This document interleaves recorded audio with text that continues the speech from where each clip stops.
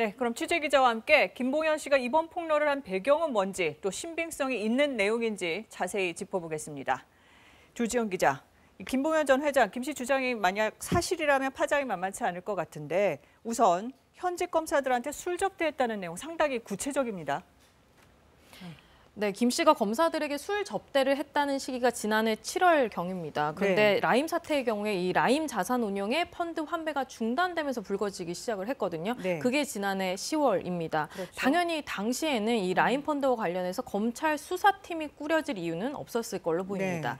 술자리 주선자로 지목이 됐던 변호사의 경우에도 이 사실을 부인하고 있는 상황이고요. 그런데 이 김 씨의 입장문을 보면 당시 술자리 주선한 변호사가 추후에 라임 수사팀이 꾸려지면 합류하게 될 변호사다 이렇게 말했다라고 네. 하고요. 네. 또 지난해 7월의 경우에 김 씨가 이 라임 펀드와 관련해서 전방위적인 구명 로비를 벌였고 경찰 수사도 받고 있던 상황이었던 만큼 이미 향후의 검찰 수사를 예상했을 가능성은 있습니다. 네. 그리고 그동안 라임에 대한 의혹이 전부 여당에 집중돼 있었는데 오늘 야당 정치인 상대로도 로비를 했다 이렇게 얘기가 나왔어요.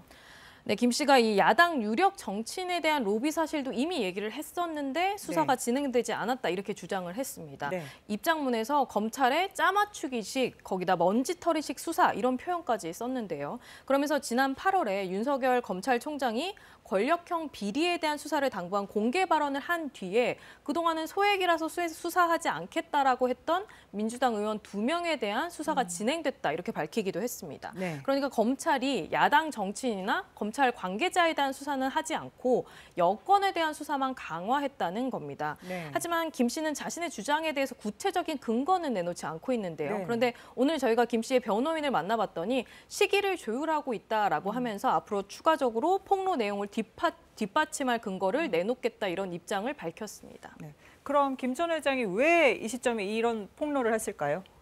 일단은 검찰의 짜맞추기식 수사에 대한 반발로 보입니다. 오늘 재판에서도 김 씨는 검찰이 방향성을 설정해 놨다고 생각을 했고 그에 맞춰서 진술을 했는데 말 한마디로 다른 사람의 인생이 어떻게 될 수 있다라는 생각이 들어서 정확하게 말해야겠다 이렇게 생각했다 이렇게 말을 했습니다. 네. 어찌 됐든 이 김 씨의 폭로로 인해서 이 라임 펀드와 관련된 의혹은 여권만이 아니라 야권과 검찰까지 향하게 됐습니다. 네. 앞서 보셨듯이 법무부가 감찰까지 착수한 만큼 앞으로 이 파장이 상당히 지속될 걸로 보입니다. 네, 조지현 기자 잘 들었습니다.